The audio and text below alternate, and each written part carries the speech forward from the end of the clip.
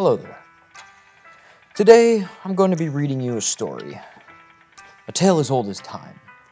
A cliche as old as, the pyramids themselves. And it all begins in one place.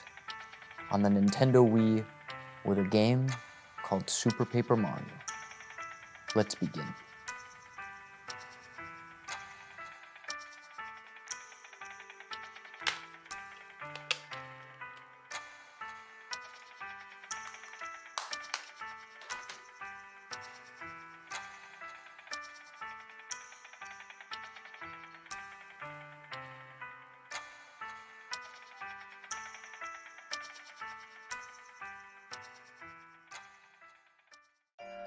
So, Philip, what's your favorite game? I never really had an answer for that question.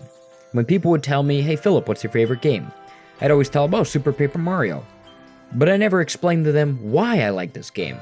Like a basic 2D Mario game, out of all the games you played in your adolescence and your adulthood, you choose Super Paper Mario. And yes, to this day, I keep going back to that same game and still loving it every single time I play it. I love the stories, I love the character, I love the gameplay, I love everything about it. And in today's video, I'm going to put that all into an entire essay and tell you an indefinite reason why I love Super Paper Mario for the Wii. So we're going to start with Chapter 1, which is the introduction.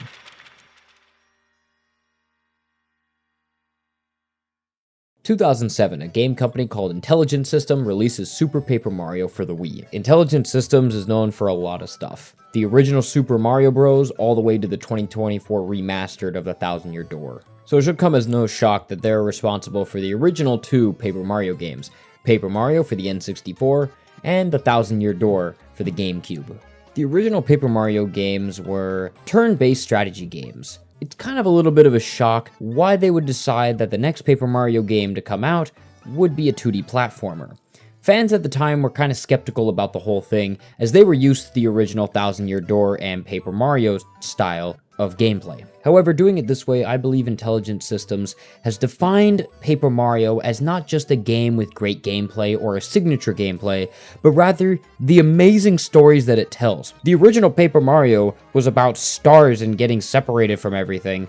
The Thousand Year Door was about a beast that was about to be unleashed upon the world.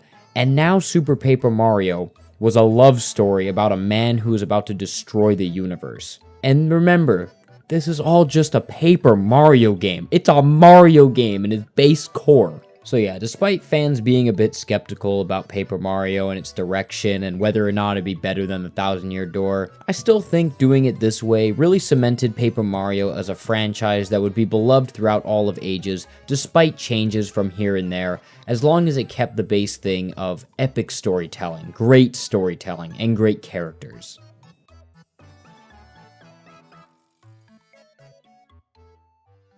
Finally, now that we've gotten all the nitty-gritty out of the way, the introduction, the boring stuff of who made this game, we can finally get into what makes this game fun in the first place, the gameplay. So the main gimmick of it is 2D into 3D. Now, when I was playing this when I was 5, if you told me you could do it into 2D into 3D, I'd just mock you. I'd be like, there's no way, that's impossible. Another dimension in a 2D Mario game, and then you'd show it to me and I'd be on the floor in cardiac arrest in pure disbelief of how you can even do that in a video game. But yes, that's the main gimmick. You start off as 2D Mario and all of a sudden, whoa, you got a third dimension that you can travel into. Way to go. Now there's a lot more searchable areas that you can do. The puzzles are very different, and it basically, unlocks an entire new area for you to explore. It's its main gimmick that goes along with its swappable characters. So in the game, you play as Mario, Peach, Bowser, and Luigi.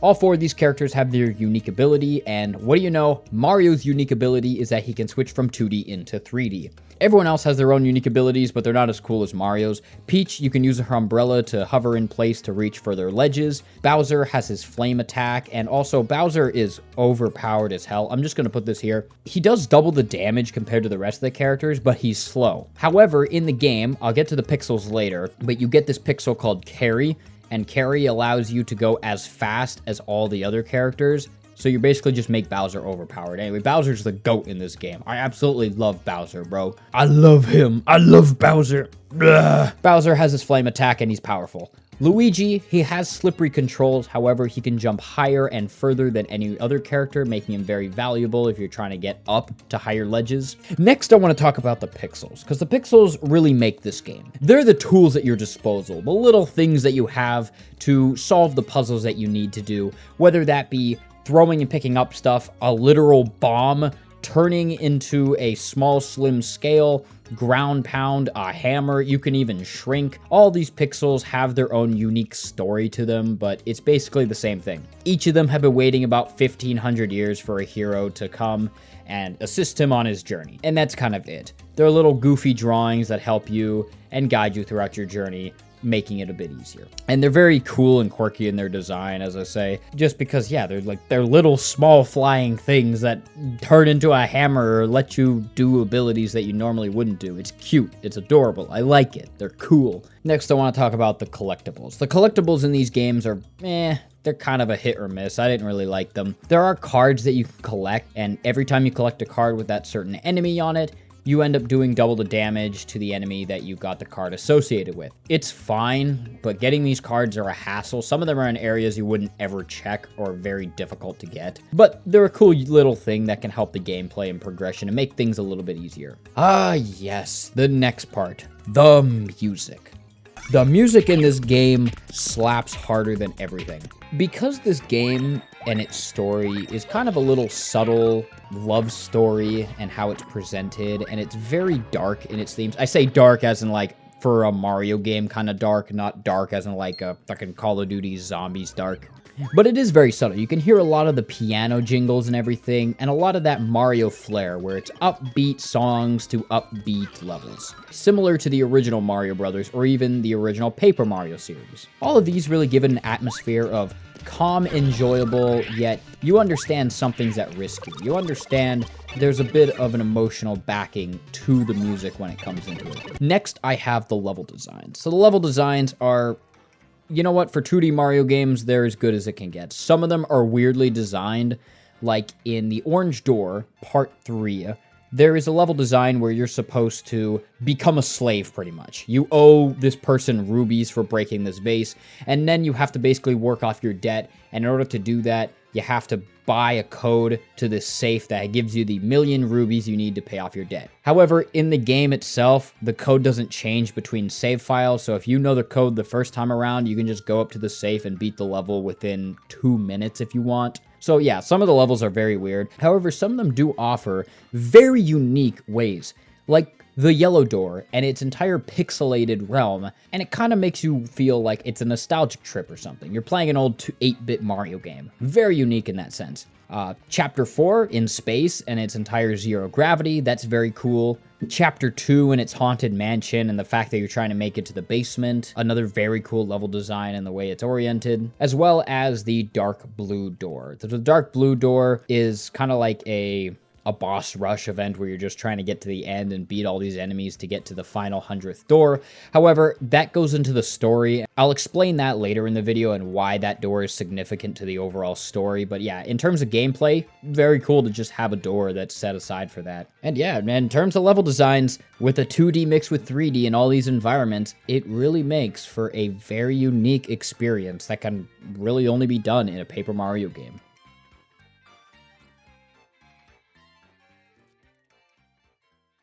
Okay, so we finally get to the story element, the main pinnacle of a Paper Mario game. What defines it? What makes it such an enjoyable experience? In order to make this a little bit easier, I'm going to break it down into sections based on characters and events, just to kind of give you guys a little bit easier of a time digesting this information.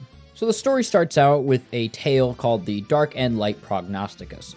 A prognosticus is basically just a telling of the future, or fate, rather. And just like it says in the tale, there is a dark and light version. Which one is right? Well, in the story we have no clue. The dark prognosticus is known to show people their future, and people often didn't like their future and decided to forego everything.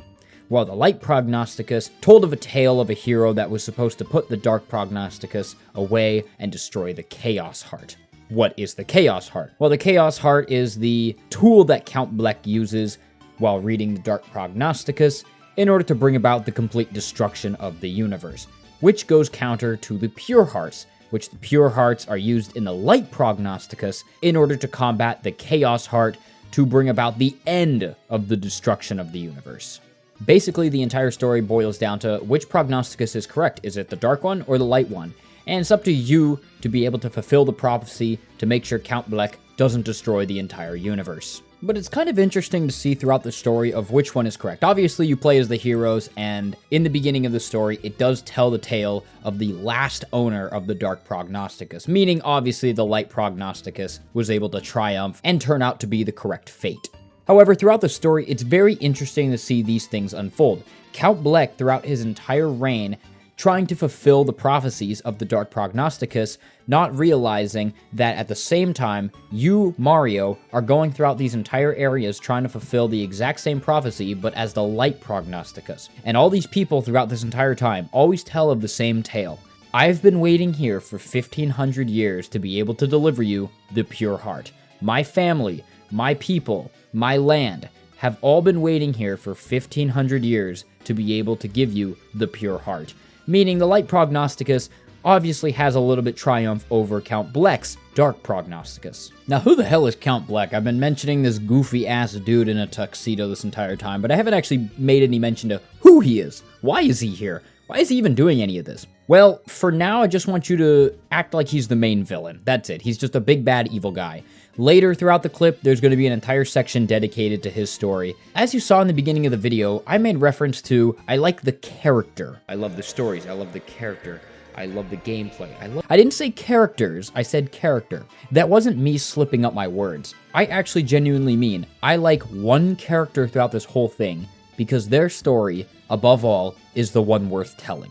And I'm going to get into him later, but for now, let's go over the rest of the characters. So a lot of these are going to be very fast-oriented, as there's not much to do it, and you'll be surprised. For a Mario game, the main 4 characters that you play as rarely actually bring anything to the story. They're kind of just there to fill in the plot, or, as my brother said, they're the boat that drives you to the story. They're really just that, filler plot characters that just exist to tell a story. Now, first is Mario's story. Mario goes along with everything. In fact, in the story, he's not really confrontational, or he doesn't really disagree with a lot of stuff. In fact, I think the only time you can disagree is at the beginning of the game, where you can actually decline to go on the adventure. You can decline the pure heart and just say, nah, I don't want to go and do this entire story, which will cause the game to game over and you to be sent right back to the beginning. It's kind of funny, but that's kind of the only thing Mario does in the entire story that's confrontational. The rest of the time, he's like, yep, I will do it. Yep, I will do it. I will do whatever you want. I'll bring your daughter all the way back up to heaven. I'll beat all 100 villains. I will defeat Count Bleck. That's it. And Peach isn't really much different. Peach and Mario kind of find themselves in the same situation where they're just trying to get to an end goal to go back to life as it was. Same with Bowser. Bowser is in the same boat. He just wants to go back to fighting Mario again and doesn't want another big bad villain. However, this story also has Bowser trying to marry Peach, which is a very interesting thing because you see a lot more people talking about that, even in the new Mario movie where Bowser's entire thing was he was trying to marry Peach. This game has it originally where at the beginning of the game, you see their entire wedding ceremony and you see that Bowser's just going along with it nonchalant. He doesn't care. He just wants to marry Peach. He doesn't know who Count Bleck is or why he's trying to use this Chaos Heart. He just wants to marry Peach. And that's kind of his entire story, just going along with everyone to get back to his castle. And Luigi, well, Luigi's story is a very interesting one per se. You actually get to fight Luigi. He takes the form of Mr. L after being hypnotized by one of Count Bleck's minions named Nastasia. She has the ability to hypnotize, and she uses her abilities on Luigi, who turns into Mr. L. Mr. L then, throughout the 4th and the 6th chapter, or I guess the green door and the dark blue door, end up using his giant Luigi bot to try to slow you down and kill you. Eventually, a double-crosser minion named Dimension, which I'll get into in a bit here, uses her abilities to kill Luigi and send him to, well, it's technically hell, but they call it the underwear. Very funny, very humorous. They probably spent years trying to get that name correct. And he sends him to there, where eventually Mario stumbles across him and eventually finds and reunites with his brother. That's Luigi's story. And now we finally get into the minions, all the big baddies. Now, I mentioned Dimension just a bit ago that he used his power to be able to destroy Luigi and bring about the end of Mr. L. Well, Dimension is kind of the outlier in all these things. Dimension's actually the final villain, if you can believe it or not. He has an entire back route plan to try to bring about the Chaos Heart and to use the power of the Chaos Heart for his own demise. He doesn't want to see Count Bleck destroy all the worlds. He wants to rule over all the worlds. So he uses his power and manipulation throughout the entire story to trick our heroes, trick our villains into giving up all the power, using up everything they can. So at the very end, he holds all the power. It eventually goes wrong and you do defeat him, just like any good story goes. And that's kind of the entire thing of Dimension's story, the double crosser in the entire event. And next is Nastasia. Throughout the story, Nastasia is Count Bleck's right-hand minion, always beside him, always guiding him, always making sure that he's on schedule to be able to fulfill the prophecy of the Dark Prognosticus. However, you see in a couple scenes that Nastasia actually kind of owes Count Bleck her life. Apparently, Count Bleck is responsible for saving Nastasia from an event that we don't fully understand, which is why throughout the entire story, Nastasia actually does know quite a bit about Count Bleck's past, as well as the Dark Prognosticus.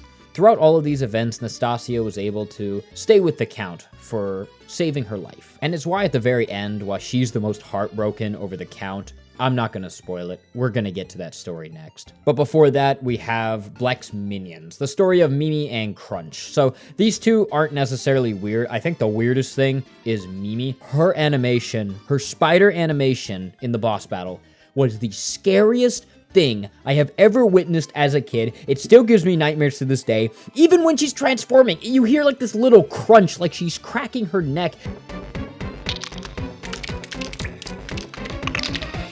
It's so it's disgusting, man. As a kid, that scared the hell out of me. And then Crunch, I don't know why, but he always gave me Wario vibes. He just reminded me of this big oaf who's way too overpowered and slow. He's basically just the dumb idiot muscle guy who just wants to serve the Count because he wants glory and recognition for what he's done. Not really much there. And now we finally get into the main meat and potatoes, the Count Bleck and Tippi story. So there's two characters I haven't really talked in detail about or even giving anything despite them being main characters, and that is the butterfly Tippi and Count Bleck. So first, who is Tippi? Well, the story's not exactly clear on that, but Tippi was a woman that was found by the wizard Merlin who was just wandering around and lost her memory. Eventually, she was so low on life that Merlin turned her into a pixel, and that is why she has the form of a butterfly. So she now exists as a pixel, but she was originally a woman with just a lost memory wandering around. And who is Count Bleck? Well, Count Bleck is actually from the Tribe of Darkness and just was a person of the Tribe of Darkness who got his hands on the Dark Prognosticus. So there's something about this game. Every single time that you beat a door and move on to the next chapter, there's a little excerpt that plays at the very end of each level, and it tells of a tale of a woman and a man and their struggles throughout all of life. Allow me to read from my notes so that we don't have to sit through all of it and can just enjoy the love story of Blumiere and Timpani. Blumiere and Timpani. Blumiere, a man from the Tribe of Darkness, stumbles and knocks himself out. A human woman by the name of Timpani helps him and brings him home. Blumiere is from the Tribe of Darkness, and thus normally repulses humans. However, not Timpani, as she has a kind and compassionate heart who does not ignore an injured soul. This was the day their paths crossed. They began to form a bond with one another, and began to have romantic feelings for each other. But through time, Blumiere's father did not like the fact that he was mingling with humans. This caused his father to supposedly kill Timpani to keep his son away from humans. This only caused Blumiere to spiral into anger, assuming she was killed, and read the Dark Prognosticus, which told him about bringing an end to all worlds for the loss that he had suffered. He was no longer Blumiere, he was Count Bleck.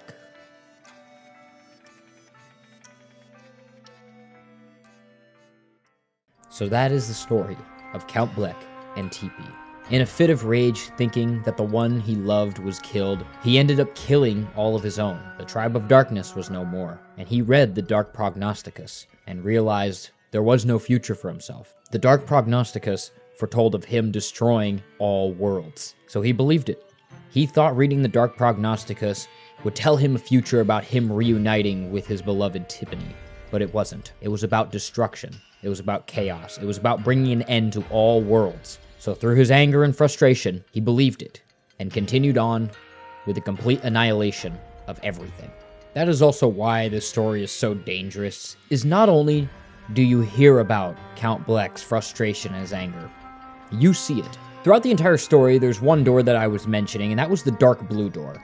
That's where you go throughout the 100 boss events, and you have to try to kill each person to try to get to the end.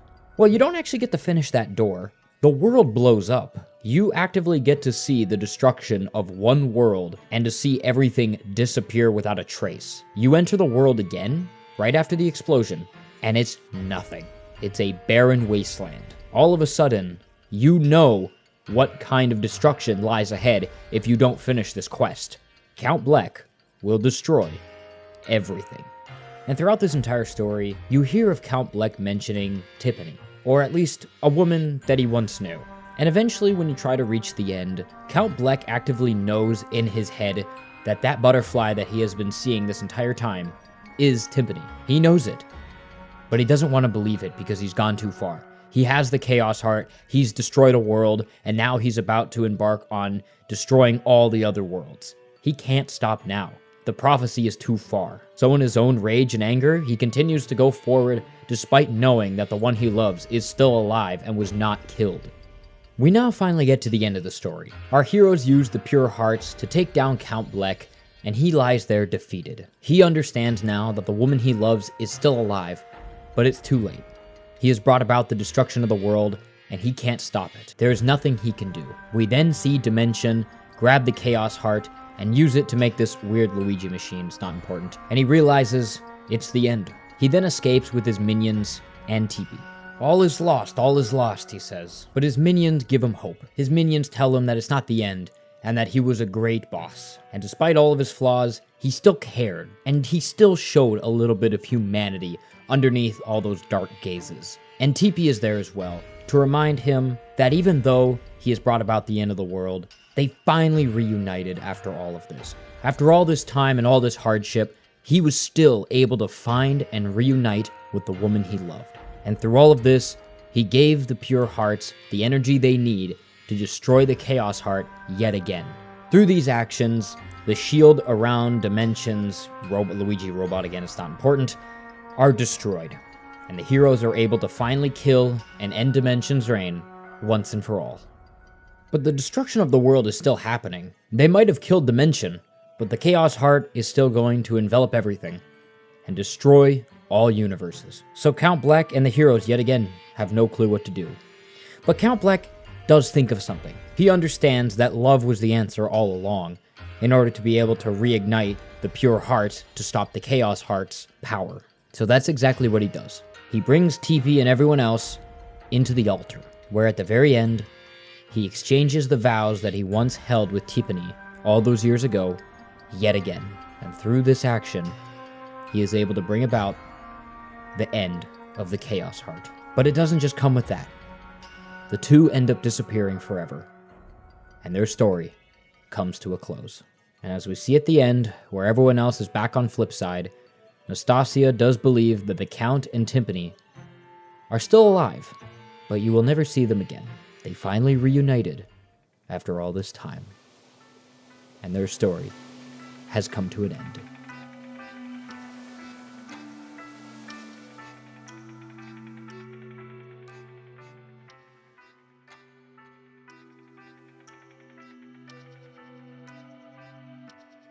So this is the conclusion of the Super Paper Mario video that I have here. It's a classic love story about a person who was wronged and decided to destroy the entire world because he thought his beloved was killed. What other options do you have if you open a prophecy book and it tells you that your beloved is no more, and the only way to quench your anger is to destroy everything and everyone that wronged you. And I really like these kind of stories. The kind of stories that go to extreme lengths to tell an amazing thing. Like, just think about this for a sec. This is a Mario game. A Mario game that has you stomping on Goombas. A Mario game that has you breathing fire as Bowser. A Mario game that just has you jumping on platforms as if it was a normal 2D Mario game from 2010. And it explains the story of two lovers who were destined to die alone together because they couldn't find each other, finally reunite and die with each other to save the mistake that they created. So why does this one get such a bad rap? It's one of the lowest ranked Paper Mario games, next to Sticker Stars, but that's a completely different topic. And I think I know why this is so low ranked compared to the other ones. It's because it mixed up the formula too much. The original two are classics in their own right. They told stories of epic proportions, but also had that turn-based strategy style that people were accustomed to at the time. They liked it all the way from Mario RPG to the first Paper Mario and the Thousand Year Door.